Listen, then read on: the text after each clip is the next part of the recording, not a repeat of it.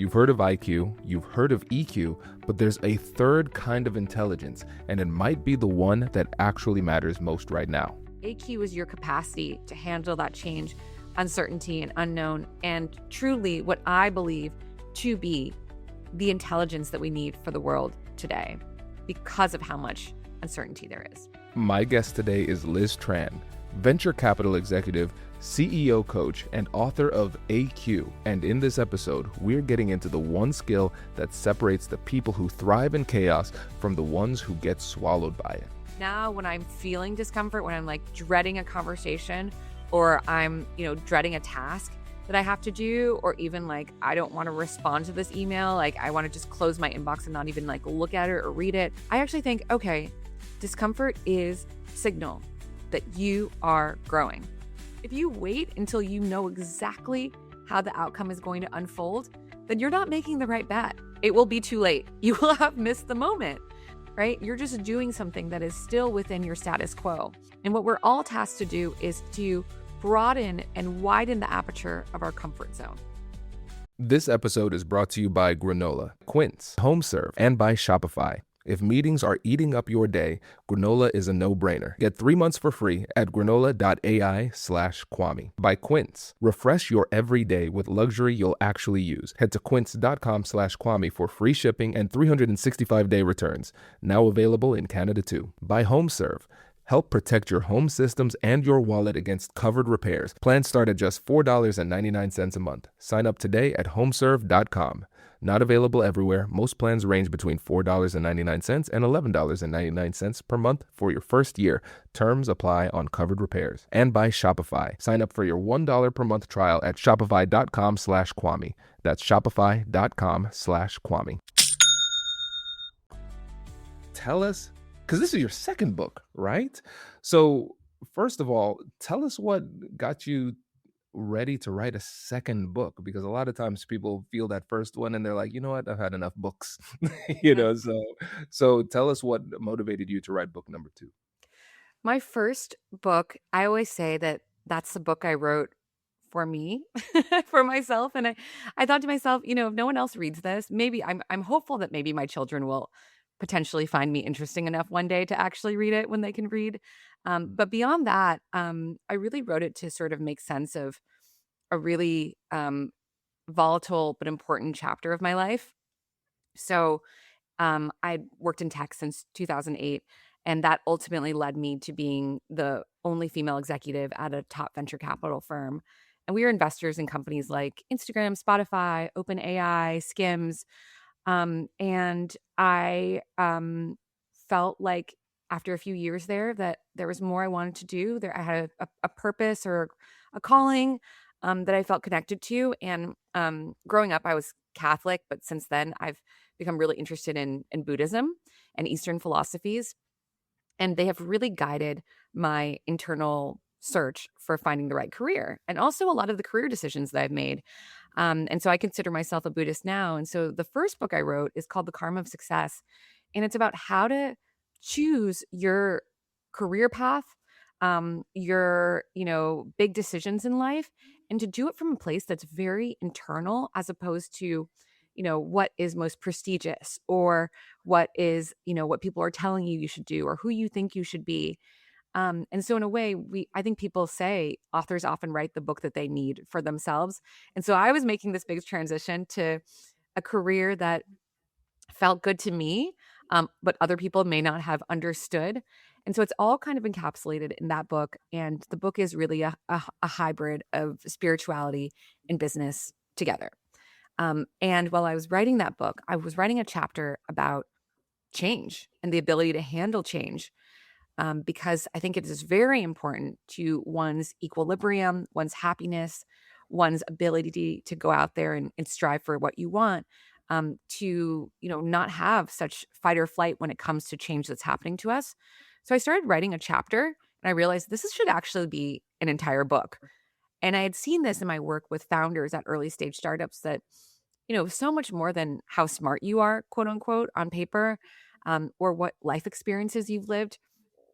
So much of what made them successful was the ability to handle that change, to deal with that disappointment, and to feel okay and rooted in uncertainty. And so the first book came out in 2023. And in 2024, I said to my husband, I'm not writing another book for a few years. Don't let me do it. But there was so much uncertainty in the world. We were going through a big election in the US. And as we all know, Joe Biden dropped out at kind of the last minute, and everyone was thinking, what's going to happen? Who's going to win? What's my life going to look like? There was a lot of geopolitical instability as well. We had quite, Ukraine and Russia were at war. We were wondering if there was going to be a World War III. And I thought, if there's ever a time to write this book about change, disappointment, uncertainty, it is now. And if there's ever a time for me to write it and give myself the book that I need, it's this year when I'm becoming a mom for the first time. So my daughter was born in January 2024, and she has been the most delightful, adorable, sometimes frustrating lesson in handling change and disappointment, and uncertainty, because there are so many things that we want to control in life. And to a certain extent, we can. We can go to our thermostats and we can make our room the exact temperature that we want. We can plan our calendar so that it's exactly giving us 30 minutes in between meetings. We can even control our bodies. We can go to the gym. People are taking GLP-1s now. But children are not one of those things that we can control from a standpoint of predicting them and keeping them orderly. And so I thought, might as well write this manual for myself and for other people. And my publisher sort of fast tracked it because there was so much change happening. There's the Federal Reserve has what's called the Trade Uncertainty Index. So they scan the news every month and they give a score about how, unpredictable world trade is, international trade. And for the past 10 years, it's hovered around 85. Normal, very average. And then in 2025, it hit 900. So a 10th increase in just 1 year. And then it's been up and down since then every month. But this is really unprecedented. So I think we're living in very unprecedented times. And this book is for anyone who feels like, oh, maybe I'm not so good at change. Maybe I'm not so good at feeling that uncertainty. Plus AI is coming in. I don't know what this means for my job. And I wanted to write a book that helps people feel empowered and realize, no, you actually do have all the skills that you need to thrive in this extremely, I call it, it's not just, incremental change that we're experiencing. It's an exponentially changing universe. And so I want people to feel like they have everything that they need to thrive in this exponentially changing universe. Oh my goodness. So much to explore, Liz. So much to explore. And, I'm going to start at an interesting place because when you're talking about change, there are three terms that came up all the time. So change, disappointment, and uncertainty. How did you choose those three terms? Well, I think why I chose them is because change comes in all forms, and some people tend to be better at different types than others. And the main differentiation that I'll make that I want to capture is the difference between proactive and reactive change.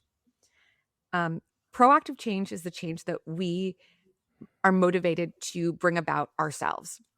A new exercise routine, asking for a promotion at work, moving to a new city, deciding that you want to settle down and find a partner, or even like helping your friends and family push their lives in a very proactive way. And there are some people who really are great at that. There are some people who are such go-getters and they're like, I know what I want, I'm going to go get it. There's another type of change, which is reactive change. This is a change that happens to us. It is when a flight gets canceled, when your key partner and, majority of your revenue suddenly ends the contract, right? It's a flood in your basement that you don't have the funds to pay for. It's a flat tire on the side of the highway. All these things happen to us all the time as well. And there are some people out there who are great at that. My husband is one of those people. Something happens to us in an emergency situation, he's totally unflustered. But is he a planner? Is he the proactive change guy? Definitely not.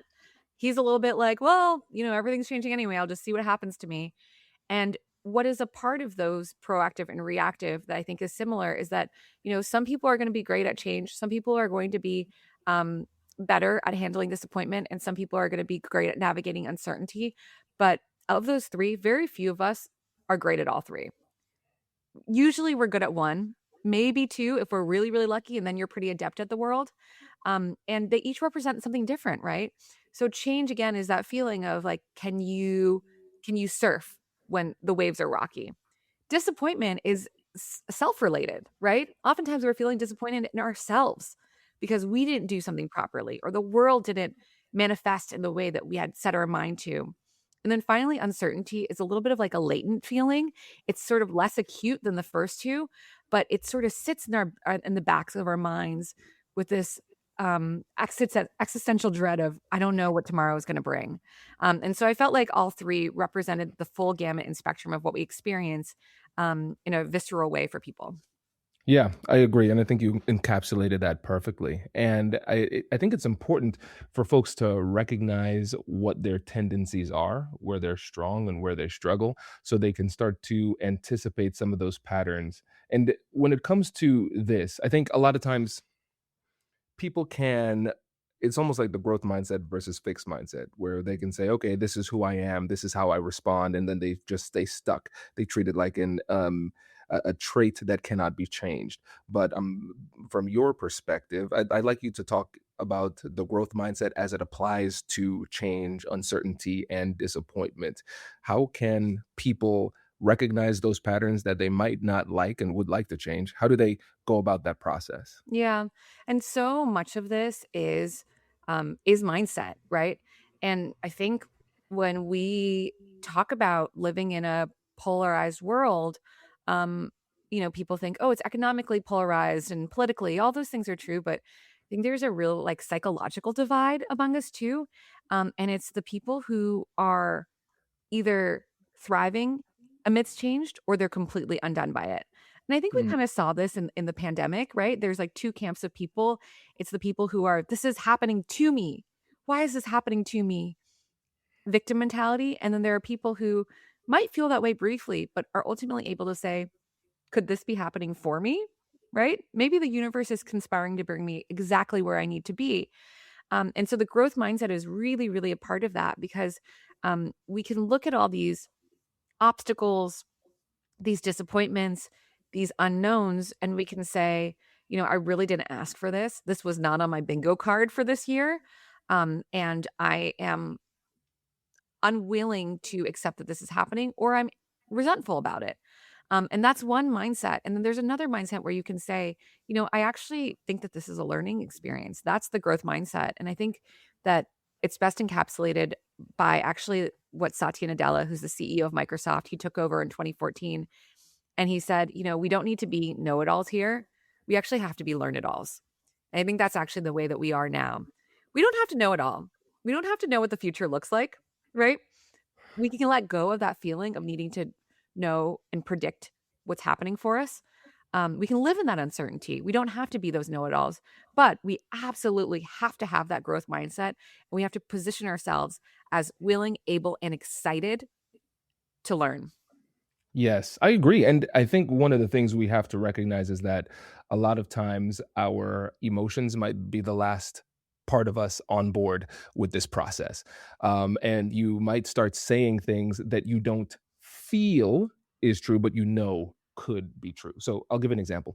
So during COVID, it was tough. We had a much smaller team. I was still just getting started with the American Negotiation Institute, but 100% of the revenue came from in person trainings. Mhm. And I was like, oh my gosh, things are starting to go well. I can finally start to see events on every month. Man, February, I'm crushing it. I cannot wait to see what March has in store for me. It turns out I could have waited. I could have definitely waited. And so just in a heartbeat, everything was canceled and all of that money that was on the calendar just disappeared. Force majeure, you're not going to have those contracts anymore when the event isn't going to happen. And so I said, well, I see what's in the bank account. I've got a family to feed, I've got employees, and I don't want to lose anybody. How do I deal with this? And I remember one time, because my wife's a doctor, so she was working virtually, and my son Kai was what 4, 5 at the time, so he was in 5, 6, so he was in kindergarten.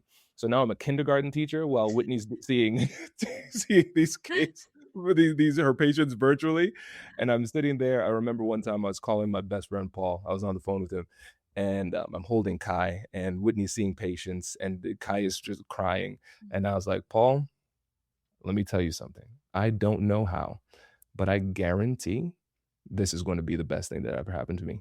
I don't know how. I don't know how I'm going to do it, but I guarantee all of this, it is going to be the best thing that ever happened to me.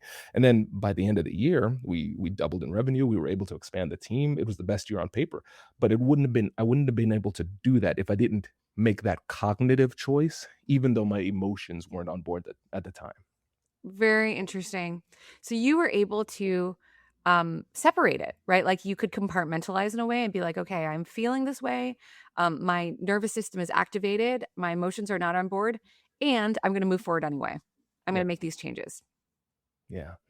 It was hard, but you can do it. And I think the background, and I know you have a background in psychology too, right? Yes. That my undergrad degree is in psychology, and so just knowing there's a difference between what's real and what I feel, though they don't necessarily need to be the same thing.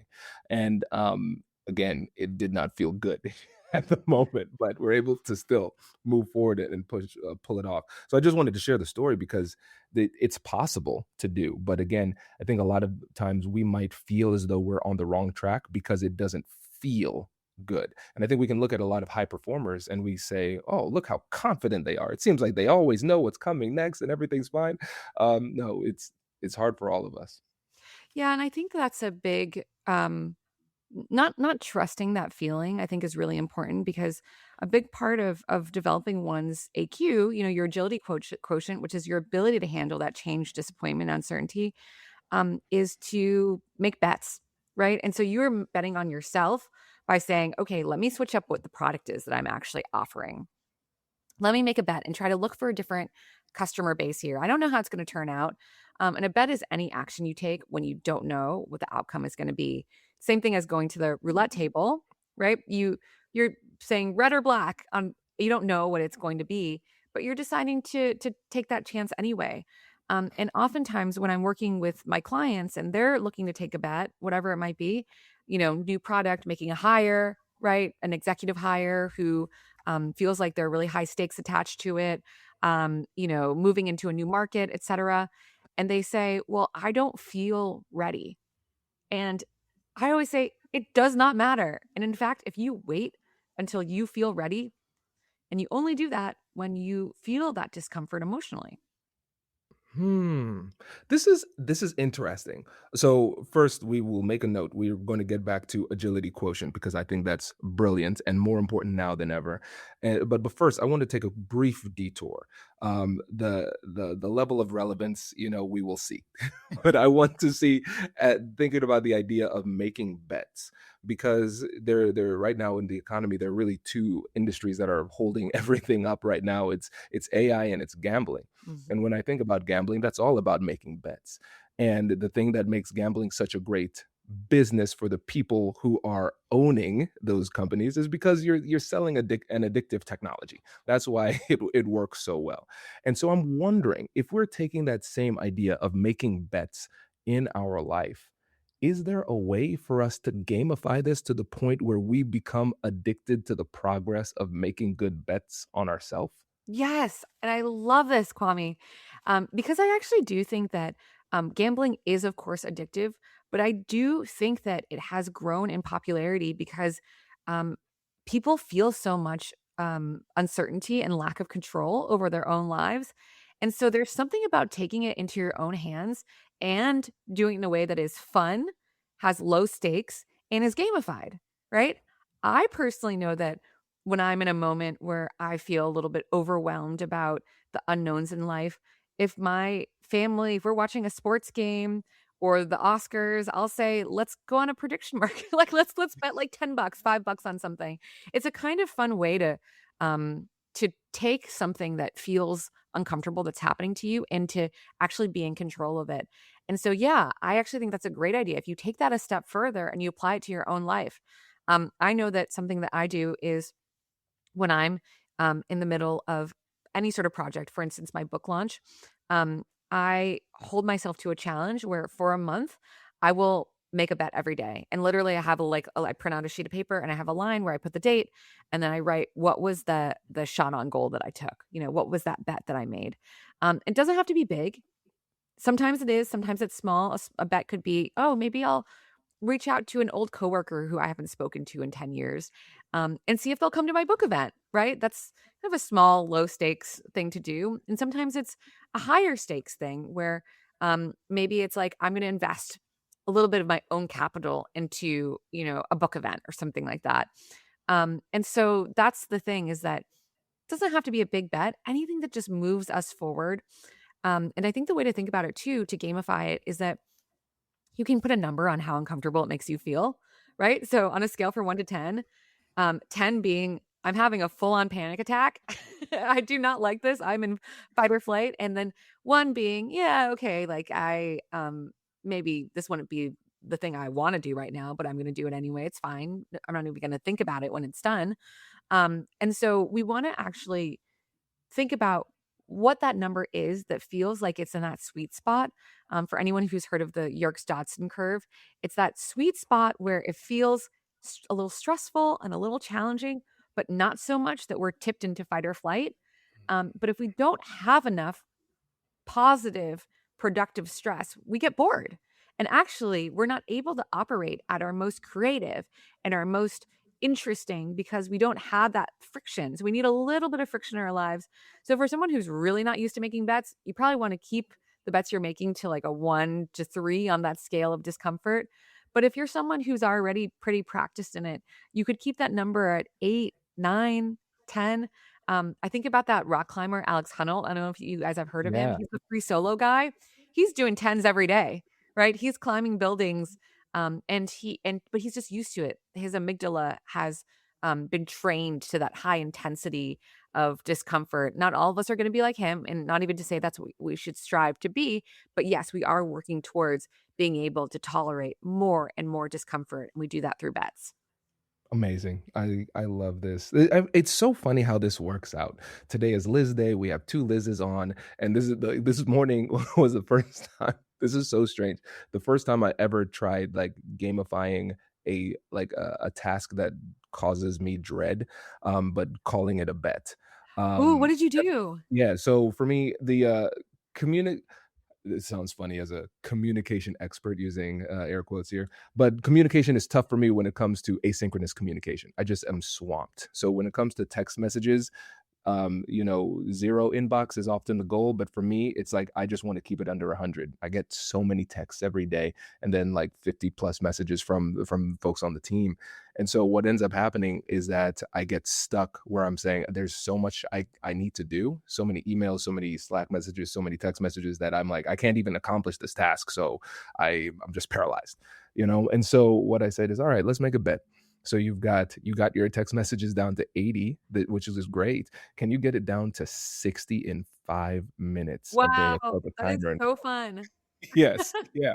And so I was like, okay, that was good. I got it to 64. That's pretty good. So again, just doing that got me into action.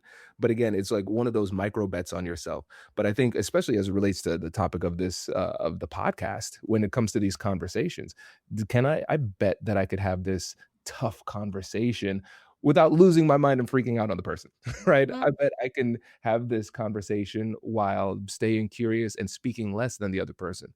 One of my favorite ones is I'm paying attention. I don't have like one of the smart watches or Oura rings or anything, but I just kind of pay attention to like breathing and pulse rate and everything. It's like I bet I can have this really tough conversation while my breathing does not shift in any way and I can keep my heart rate down. I bet I can, and by turning it into these games, it is almost like a helpful distractor from the difficulty of the situation, and it leads you to take action.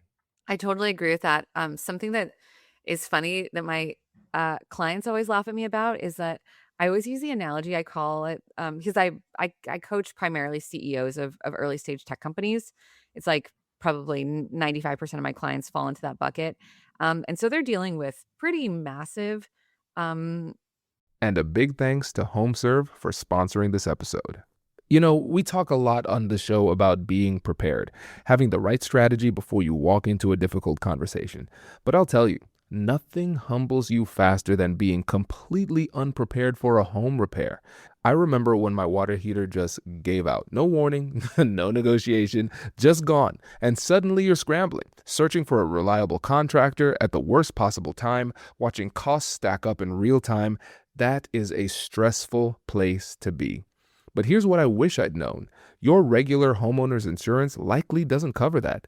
Plumbing failures, HVAC breakdowns, electrical issues, you're often completely on your own for those. And that's exactly where HomeServe comes in. HomeServe offers plans that cover specific home systems starting at just $4.99 per month. When something goes wrong on your plan, you simply call their 24/7 hotline and they connect you with a local, experienced professional that can handle the repair. No panic, no frantic searching, just one call. They've been helping homeowners for over 20 years with a network of over 2,600 local contractors, 4.5 million customers, and a 4.8 out of 5 post-repair rating. Help protect your home and your wallet with HomeServe against covered repairs. Plans start at just $4.99 per month. Sign up today at homeserve.com to find the plan that is right for you. That is homeserve.com. Not available everywhere. Most plans range between $4.99 to $11.99 a month for your first year. Terms apply on covered repairs. Imagine your customer. It's late. They're scrolling, and then they find exactly what they've been looking for. Your product. They add it to the cart. They hit checkout, and then they realize that their wallet is nowhere near them. Passwords? Forgotten. Card number? Not a chance. That's the moment most businesses lose the sale, but not yours, because your store has that purple button. One tap, done. That's Shop Pay, powered by Shopify, and it's why Shopify has the best converting checkout on the planet. Fewer abandoned carts, more completed sales. But Shopify isn't just great for buyers, it's a powerhouse for business owners too. With hundreds of ready-to-use templates, you can build a beautiful online shop that matches your brand. Shopify is also packed with AI tools that write product descriptions, polish page headlines, and even enhance your product photography. And with world-class expertise in inventory, shipping, and returns, Shopify is truly your commerce expert. See less carts go abandoned and more sales go with Shopify and their Shop Pay button. Sign up for your $1 per month trial at shopify.com/Kwame. Go to shopify.com/Kwame. That's shopify.com/Kwame. Uncertainty all the time and lots of changes. As you know, as someone who is an entrepreneur who started your own business, you never know what's coming down the pike. And so I always just say, like in the video game, the CEO entrepreneur video game, the level 2, well, actually probably like level 5 revenue, what you thought was like a solid revenue stream, bottom falls out, right? That's just part of what happens. Okay. Video game, level number 6, your co-founder quits on you and also tries to sue you, right? Getting sued is definitely one of the levels of the entrepreneur video game, right? Okay. Next video game. Oh, level. Oh, wait, you accidentally owe like 100K in taxes that you didn't realize. Okay. Normal, whatever. And then, so I do say that to them. I'm like, okay, what level of the video game is this? Okay, how are you going to get through it? What are your superpowers? And so I love that you're gamifying, because I think what it does too, what you're saying is like takes a task that has some dread to it and makes it interesting or intriguing. I think it also shortens the distance between like pontificating and pondering and then actually taking action. Because we can really live in our heads for a long time. Oh, why is this happening? What am I doing? I don't know what to do. And I think when you can shorten that reaction time between I need to do it and I'm going to do it, even if that decision is imperfect, it is better just to get a shot on the board. Yep, I agree. I call it the productive synapse, where it's Mm. like, okay, there's this space between action, like action and intention, right? And so it's like, all right, I intend to do this, and it's safer, especially for high achievers. It's safer because especially in earlier in our lives, we got lots of credit for thinking. You can get a lot of credit for engaging in deep thought, but what I've recognized is a lot of times the actions that we need to take are just really more so uncomfortable than complicated, and we try to think about how we could make it less uncomfortable when that's really not even possible. You just kind of have to do it. And so when you get better at recognizing when you've gotten to the point of diminishing returns when it comes to productive thought, and you can say, okay, well, now I'm just thinking for the sake of thinking. Yeah. You can And, take action. and also, like, we need to reframe discomfort, because There's nothing wrong with discomfort, and in fact, it's a really, really good signal. If you're feeling discomfort about anything you're doing, probably means you're on the right path. Just in the same way, if you go to the gym and your muscles are sore, good for you. If you're going to the gym and you're not sore, probably not really pushing yourself in the right way, right? And so I think reframing that where now when I'm feeling discomfort, when I'm like dreading a conversation or I'm, dreading a task that I have to do, or even like I don't want to respond to this email, like I want to just close my inbox and not even like look at it or read it, or I don't want to, like w- plan out the budget for like a certain project that I'm doing because I'm like, oh, I'd rather not look at it. I actually think, okay, discomfort is signal that you are growing. That's it. You're growing, you're changing, you're evolving, you are elevating yourself. And so I think that at the gym, when I'm like, oh, I don't want to finish this workout, I'm like, no, this is a good thing that I'm feeling like I don't want to finish this workout. This is a good signal that I'm out of breath, right? Because otherwise, I would just be cruising and coasting.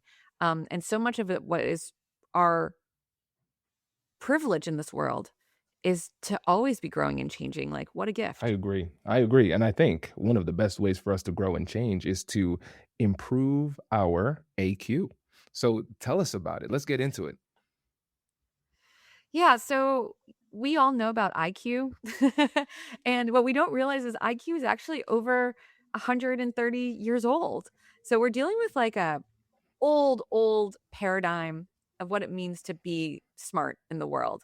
And it originally was for students. When France started mandating education for all the kids in France, they said, oh, we need a way to sort and rank and get these kids into the right classroom, regardless of age, because they're all coming from different places, different families.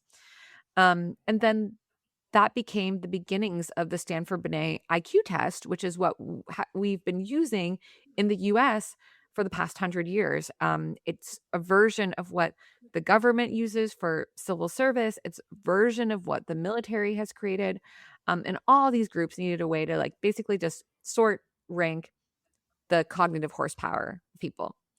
And so that kind of held for 100 years. And then I don't know if anyone here remembers this or, saw the rise of it, but EQ, your emotional intelligence, that wasn't a thing until the 90s. So that term was first coined from a study in 1990, a research study at a university. And then Daniel Goleman, an author of emotional intelligence, he popularized it in 1995. And then suddenly schools were using it, workplaces were using it. Now, social emotional learning is a cornerstone of almost every school, which is based on EQ. And so much of the employee training and manager training is about EQ, about that communication. And it was because knowledge work became a thing. Suddenly, it wasn't just about you doing your specific work. It was also, can you get the most out of the other people around you? Can you manage, right? Can you collaborate? Can you communicate? Can you work across cultures? That's what EQ is all about. And it wasn't really as necessary before the world became so global and knowledge work rose into the forefront of prominence. And so we have IQ, which came about during industrialization, EQ, emotional intelligence, which came about during globalization and knowledge work. And then now here we are again in this post pandemic world of massive uncertainty, so many geopolitical shifts, so much happening with the climate. And then AI, of course, the AI of it all, which brings massive uncertainty. There are reports that the World Economic Forums just released a report that says that, there are going to be 170 jobs that are eliminated and 170 million jobs that will be eliminated and 230 million that will be created. And while that's a net gain, that's massive disruption, right? That's massive churn for people. And this is where AQ comes in. AQ is your capacity to handle that change, uncertainty, and unknown, and truly what I believe to be the intelligence that we need for the world today because of how much uncertainty there is. I agree. Very well said. And I think really we spend too much time trying to know the unknowable. And we say, okay, I will reach this sense of security. I will know what to do. And then I will take action when I have some sense of certainty of what is coming down the pike. But like you said, the modern era that we find ourselves in, especially 2020 and moving forward, uncertainty has been the norm. And so instead of trying to say, okay, let me try to know the unknowable in order to become well, which guarantees being unwell, let me then figure out how I can bet on myself, get my AQ up, and then start to be more nimble in the moment. Yes, and that's actually what it is. It's betting on yourself. And the analogy that I use is, we used to think it was a career ladder, where you're climbing that same vertical structure, and you become an expert in that one lane. And there's kind of a predictability, one rung at a time, one rung at a time. Now, career and life, it's a spiral staircase. You're going somewhere, but you can only see one step ahead. And so you cannot bet everything on predicting the future, but you can become the best sort of general athlete yourself, so that no matter what that next step looks like, you feel confident in your prowess and your ability to handle it. And so much of that is like that emotional aspect that we're talking about. Can you regulate yourself? Can you learn how to take deep breaths so that you're controlling your heart rate? Can you learn how to put yourself in these situations that are deeply uncomfortable and still plow ahead anyway? And those are all the ways, just a few of the ways that we become really, really strong general athletes, no matter what the world brings us. Because we're going to have to learn new skills and then unlearn them. We're going to have to acquire new knowledge and then let it go, because just the rate of information is changing too. Like, what was true yesterday. I see this a lot with clients where, 6 weeks ago they said, this is impossible with AI, and then 6 weeks later that's not true anymore. Or even a company that really quickly scaled to 10 million in revenue, but then the next day Anthropic comes out with the same thing, drops to zero, right? Like, even see companies that scale to 100 million in a year, which was like unheard of in SaaS companies before, but it happens. But then just as quickly as they are the, bell of the ball, then it can just disappear because the technology is disrupting at such a fast rate. Right. It's tough. It's tough for everybody. But again, we now are developing the tools. And this book that you've written is one of those tools that helps us to navigate that uncertainty. And one of my favorite parts about your thought leadership is the archetypes that you've come up with. Can you tell us about that? Yeah, so everyone generally relates to one of four of these archetypes, and they're just ways of describing our relationship to change, and also ways of describing the skills that we have at our disposal to deal with it. And each of the archetypes has a different motivation, a different way of facing the world. So I'll start with kind of like the classic AQ archetype is the firefighter. So imagine a firefighter rushing into a burning building. They are so calm under pressure. They are so good at problem solving in emergency situations. And so we all have firefighters in our lives who are like that. Think about the person that you call when there's emergency, or the person on your team who handles all the problems when everyone else is feeling overwhelmed. That's a firefighter. And the downside, though, is that because they're so good at dealing with emergency situations, they don't really plan in advance. They kind of think everything's changing anyway, so why even bother trying to put, a stake into the ground? So they're sort of less intentional and less like reflective than some of the other archetypes, because they're so in the moment. And what I've noticed too is, a lot of my clients who are entrepreneurs, they are natural firefighters, because you kind of have to be when you run your own company. There's lots of fires to fight. Um, but they get too comfortable in chaos sometimes, where they might even create a little bit of chaos themselves, because it's where they feel comfortable and impactful. Um, so the opposite of the firefighter is the novelist. That's my archetype. And the novelist is the person who loves writing down that plot, right? They want to be the author of their life and what unfolds. So the novelist is always making itineraries, agendas, doing research, thinking about the future and what it might be. Um, and that's a great skill to have. They're so good at proactive change. When they want to do something, like if they say, I want to be promoted to a director level in the next 2 years, they have an exact roadmap for how they're going to get there. But in those situations that the firefighter thrives in, like a flight getting canceled, or a client backing out, they get so overwhelmed and so flustered because they think, wait, this wasn't part of my plan. What's happening? I mapped this all out. Why is this going on? And so those two are opposites, and they're actually quite complementary with each other. And what I found is that novelists and firefighters are often really drawn to each other. You see them in close friendships. You see them, in partnerships at work. I work with two founders who are a firefighter and novelist, and it's two guys, and they jokingly refer to each other as Thelma and Louise because they have that sort of yin yang about each other. Then the third type, which is a very naturally high AQ type, is called the astronaut. Lots of entrepreneurs are astronauts as well. So think about an astronaut. What they do, they are at the forefront of innovation. They're kind of floating in space away from everyone else. And so astronauts are really future forward. They can sort of see the vision for their lives before anyone else can. They're always, thinking about what's next in their industry. They're following their passions into, the shiny new thing.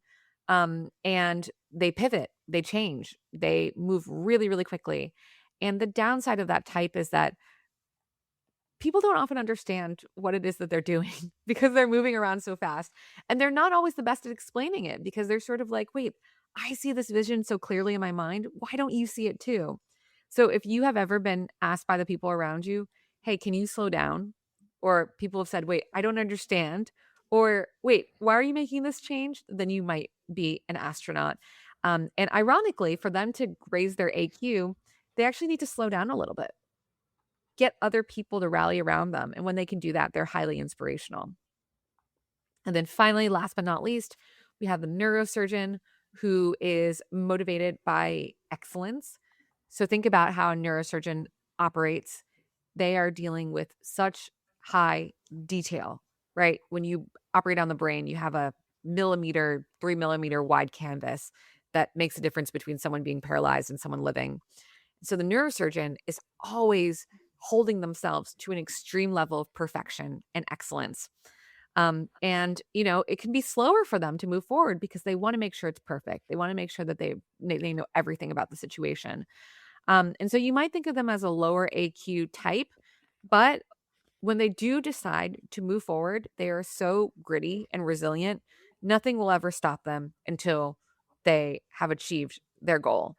And a joke that I always talk about is like, I have a friend who is a neurosurgeon, and he was single, like well past when everyone else was single.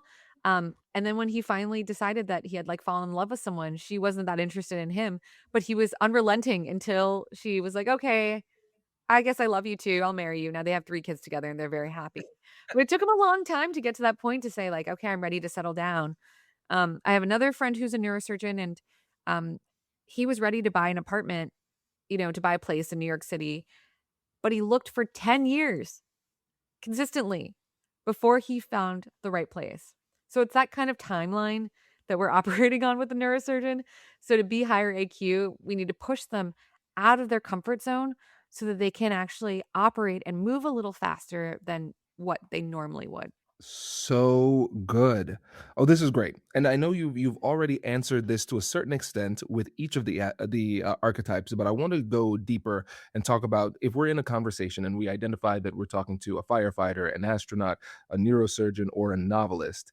What persuasive adjustments do we need to utilize in order to demonstrate our conversational agility to make sure that we are persuading in a way that would actually resonate with them? Let's Yes. start with the firefighter.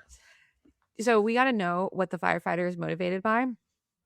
What they care about more than anything is impact. So they want everything they do to make a difference. You will not find a firefighter working in, some big company where they're kind of like pushing around papers.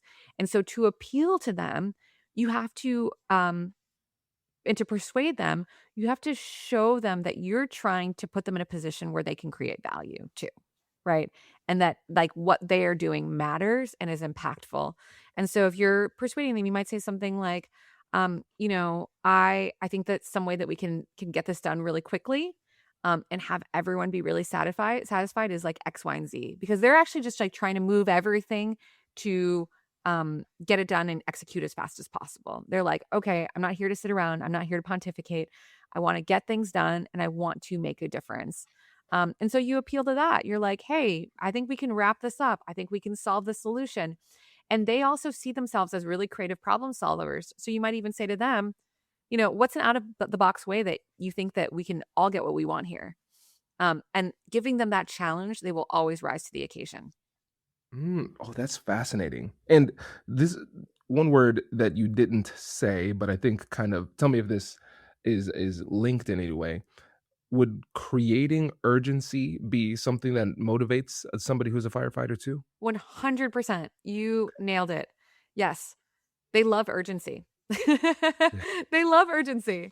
And in fact, that's actually what is great about them. And it's also like a little bit hard where that's why they don't do that planning in advance because there's no urgency around it. So if you want to get them to do something, even if it's, let's call it high priority, but like low urgency, you have to manufacture some urgency around it to even get them to register that it's something that they need to prioritize on their plate. Yep, that makes a lot of sense. So urgency and importance. And I think is there when it comes to the firefighter, and maybe this is outside of what the archetype encapsulates, but is there a desire to be seen in a certain way, like a higher desire of status relative to other archetypes?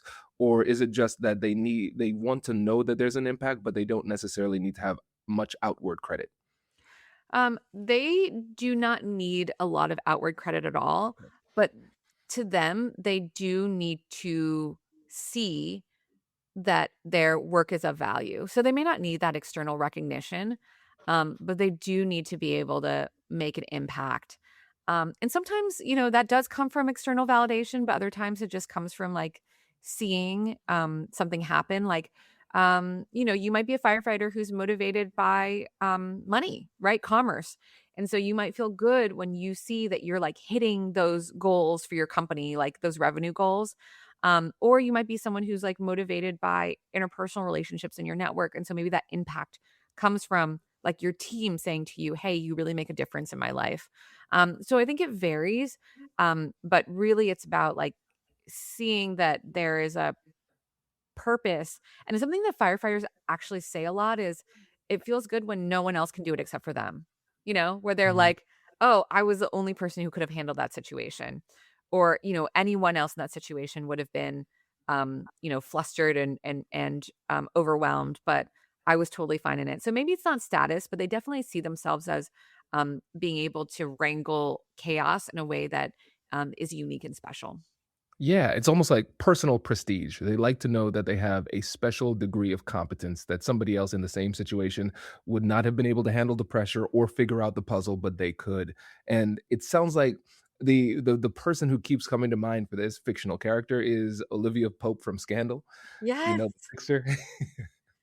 I love that. Yeah, that this is making a lot of sense. This is super helpful. Okay, let's talk about the novelist. So now tell us how we would persuade you, Liz, since you're a novelist. Well, novelists need to feel like it was their idea. And that it was their doing, and that it maps into, like, their greater plan of what they care about, and so I think if you're trying to persuade a novelist, you have to really understand, like, what their vision and their end goal is, because it has to work within that paradigm. So you might say to them, like, "What's important to you here? Why does this matter? Um, Walk me through what the best case scenario for you would be." And then in a way, you're then kind of parroting back to them what it is that you are co-creating with them. And you can expand on that, right? You can like, and you don't have to do their plan like 100% verbatim. But there is this element of like, okay, tell me what it is that you want. Yes, and I'm going to help you get there. Plus, have you thought about X, Y, and Z? But they need to feel like they're heard and really understood before they're willing to compromise or deviate. Yeah, that I mean, that last part makes a lot of sense because especially if they are writing the novel for their life or the situation, that you need to demonstrate that you have at least read a few pages of the book to see whether or not your plan fits in. That makes a lot of sense. Okay. Good. And now the astronaut. Yeah. Okay. So the astronaut is really motivated by passion and excitement, and it's it's tied to their interest areas, right? And it's also tied to, like, what's new and what's interesting, and so the way to sort of, like, get them and to be persuasive with them, is to, like, make it exciting or a new experience, right? It's almost like you're, like, pushing them, you're helping them learn about something new that feels fun, that feels cool, that feels exciting, and that feels unique and special in some way. Like, they like to feel like they're not doing it the way that everyone else is. They're doing it in a way that's, like, in their signature style. And so Mhm. similar to the novelist where it's about understanding what they want, and what their plan is, the difference is you're trying to understand, like, what the astronauts, like, specific interest areas are and what their far-flung vision for the future is. Astronauts don't really have a plan. They're not super diligent in planning step by step, but they do always have, like, kind of a vision for the future. One of my clients who is a quintessential astronaut, she's running a company that, is trying to grow meat, like real meat, but through stem cells so that you don't have to harm any animals. The science is, like, not quite there yet, but she's been working in this arena for almost 10 years, and she really sees the future very clearly. She's super motivated by sustainability, and by saving the environment. And so to sort of persuade her, you kind of have to, like, almost operate on, like, a farther time horizon to be like, okay, I see, like, the novelist is a little bit more like, okay, day to day, what their plan is, but the astronaut is like 5, 10 years down the road. So you need to align with, like, their far-flung vision and get them excited about why what you're doing is gonna help them achieve that. That's such an important distinction. That's really, really, really helpful. And lastly, the neurosurgeon. I feel like this one might be tricky. Yeah.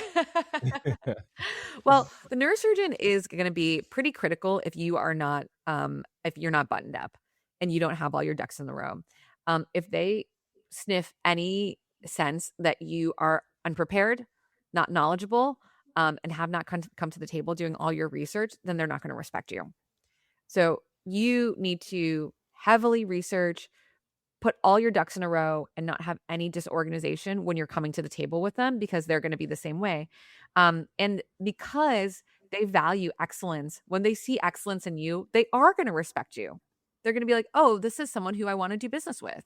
This is someone who I trust, is actually going to take this as seriously as I am. And then from there, it actually is pretty straightforward. They are pretty, rational to deal with, but it's not really about emotions. It's so much more about facts, and they're not going to want to take any shortcuts. So any compromise that you make together, you've got to make sure that you're thinking through all of it with them. So it might take longer than you're used to because they're going to want to work on what the plan is, but then contingency plans, and then what if this happens, what if that happens, and it's a beautiful blessing because how valuable to have someone who thinks through everything that could happen. But for some of the other archetypes, they might get a little frustrated and say, like, is this really necessary? Like, what are the actual chances that this is going to happen? Why are we actually doing this? And so you've got to respect the neurosurgeons, like, their you have to respect the neurosurgeons, um endeavor towards excellence in order to, positively persuade them. This is great. That makes a lot of sense because it's almost like a level of respect. Because we know that the neurosurgeon has done a ton of research. They have all of their ducks in a row. And if you want to persuade them to do anything other than what they've already planned for, you need to demonstrate that you've at least given as much thought on the topic that compared to them. Right. And so I think that's going to be a big part of it. And as you were describing that, I was thinking about how important it must be for you to understand your own archetype as well, because there would be an assumption that everybody thinks the same way that you do, and then you might be unpersuasive because of that very reason. So, for instance, a firefighter might try to persuade a neurosurgeon as if the neurosurgeon were a firefighter, and vice versa. And then there was a path to productive dialogue and a path to persuasion, but they just missed because they were focusing on how they would want to be persuaded under the circumstances, and as a result, it misses the mark. So that example you gave, Kwame, is perfect because you can imagine how the firefighter might say, "This is so urgent. We need to do this right now." And that is like kryptonite to the neurosurgeon who does not want to be rushed, right? It will make them say, wait, why are you trying to rush me? Like, you haven't even thought about X, Y, and Z. So it creates a rift between them. And while the firefighter was just trying to, speak that love language. I mean, that's kind of the analogy. I think it's like, we all know the concept of, love languages in our relationships. It's similar with the archetypes, like the, what feels like, urgency is exciting and comfortable. It's the love language of the firefighter. But for the neurosurgeon, that's actually the opposite. They want that detail. They want that steadiness. They want that, not to be rushed. They hate urgency. Here's something that I've learned over the years. How you show up matters every single day. And I'll be honest, I used to overthink getting dressed, trying to look put together without spending a fortune on it. And then I found Quince, and it genuinely simplified everything. So I bought their stretch knit pin tuck trousers, and they have been in constant rotation. I'm talking about meetings with the team, running around the town with the kids, hanging out with friends. I just throw these on and I know I look good. The fabric feels elevated, lightweight, and breathable, but they're so comfortable. I honestly feel like I'm wearing loungewear. And that's the thing. They look polished and they feel that relaxed at the same time. One pair and every kind of day. And the price? It is not at all what I expected for that kind of quality. And here's why that is. Quince works directly with ethical factories and cuts out the middlemen, so you're getting premium materials at 50 to 80% less than what you'd pay for similar brands. For spring, think 100% European linen shorts and shirts starting at just $34, and 100% Pima cotton tees with a softness that honestly just has to be felt. And their pants hit the same sweet spot too, relaxed and comfortable but polished enough to wear pretty much everywhere. Refresh your everyday with luxury you can actually use. Head to quince.com/Kwame for free shipping on your order and 365-day returns. That's QUINCE.com/Kwame for free shipping and 365-day returns. Quince.com/Kwame. Now available in Canada too. Makes a lot of sense. And I have one last question on the archetypes before I bring in Simone. Um, I want to know how much of the different archetypes, how much of it is context dependent. So can somebody be a firefighter in their career, but then more of a neurosurgeon at home or vice versa? Yes, very, very much so. That's exactly right. And oftentimes we are really different in the contexts and communities that we operate in. And, people sometimes feel a different way with their parents and their siblings, because they're sort of brought back into even that environment. Because let's say your parents were both firefighters. You might become more of a firefighter when you're around them because that's the way you grew up. But then as an adult, maybe your job encourages you to be more of an astronaut, right? Because you're an entrepreneur, because you're very future oriented. But then at home, that doesn't really work because you've got to make a plan. You have kids, you have a schedule. So I think that we all have default archetypes that we feel most comfortable in. But to be truly high AQ, you should actually be able to access all four of the archetypes. Maybe you're not perfect, but to be able to put on your glasses, your firefighter glasses or your neurosurgeon glasses and see through that lens and even pull on some of those talents when you need them is super, super important. Like having an appreciation for all four and some access to those abilities is really important. Brilliant. No, it makes a lot of sense. And again, that goes back to the concept of agility, right? Being able to know what skills you need at what time, even if it's uncomfortable. And this is a perfect time to bring in Simone. Simone, what you got for us? My question is about the HR teams. So, uh, for an HR, maybe an HR specialist, this is helpful because sometimes the way I see they hire people is okay. Do you have the hard skills? Yes. Okay. Now, do we connect to each other? Yes. Okay. Then that's good. So let's hire you. And sometimes we need to hire people that we not necessarily feel connected to. Uh, so, for instance, let's talk about my relationship, my relationship with Kwame. Last week, or maybe 2 weeks ago, we had a LinkedIn Live session, and there was a problem of connection.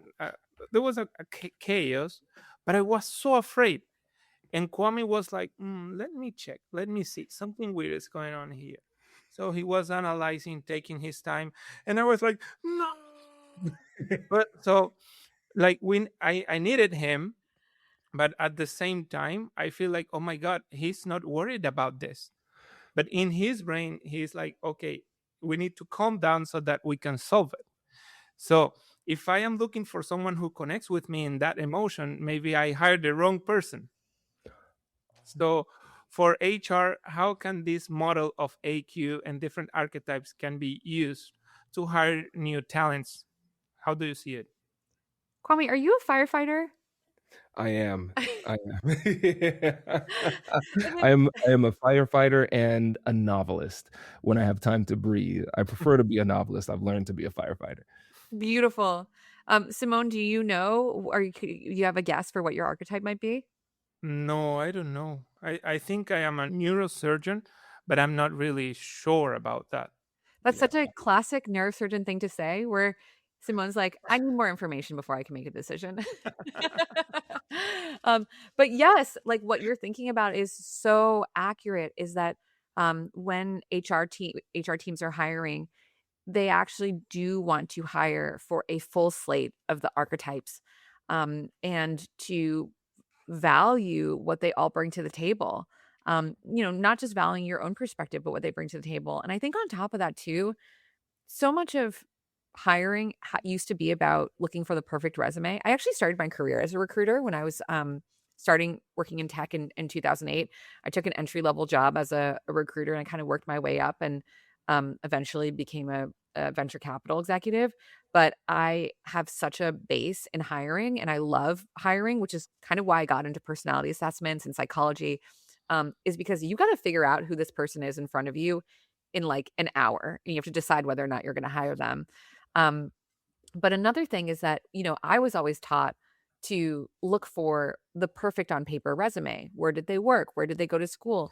And in this world of AQ, we shouldn't be looking for that anymore. Let me just take that again. In this world of AQ, we shouldn't be looking for that anymore. When people make interesting detours or unexpected pivots, those are indicators that this is a high AQ person sitting in front of you. When they are self-taught, or they have managed to be scrappy and put something together outside of the orthodox way of doing it, those are all really good signals.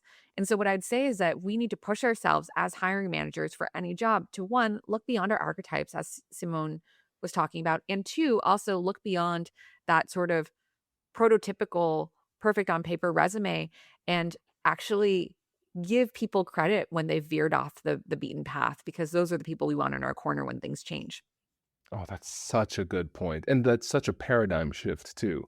But again, we are living in shifting times. Everything's different, so that makes a lot of sense. Have you seen much traction with this concept when it comes to that realm, like HR hiring, that type of stuff? Yeah, 100%. I'm actually going to be doing a workshop with the full talent team of one of the leading AI companies, and we're basically figuring out how we can weave that into the interview process. And yes, it's like super super important. I mean, I think I've been doing also training with all sorts of different companies on this, like from Google to pharmaceutical companies, and training is just a subset of that, because obviously you want to train people to become high AQ, but the fastest way to have a workforce that is high AQ is to hire for that in the beginning. So we're talking about how to spot those attributes in people that you hire, but then also to help people articulate that and like know what good looks like, as they're growing and evolving in their careers. Amazing. Liz, I really like this. And it's so, what I love about this is that it's so actionable too. So it's very thought provoking. You get to go through this introspective process to see where you're strong, where you can double down, and where you might be weak, and where you can get stronger, and then how you could actually apply this. And then I appreciate you taking the time to walk us through how we can identify the different archetypes in other people and then persuade according to that archetype. So I think this episode has done a lot of good when it comes to helping people to create bespoke persuasive and communication strategies. So I appreciate that. And before you go, I want to make sure that I give you time to let folks know again about the book and the work that you do and how they can connect. Yeah, so you can take the quiz and find out what your archetype is at aqquiz.com. The book is called AQ. You can get it anywhere that people sell books. And on social, then I'm at Liz Tran Writes if you want to connect on Instagram.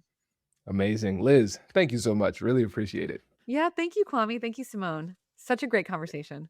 Thank you. No, this was great. It's so cool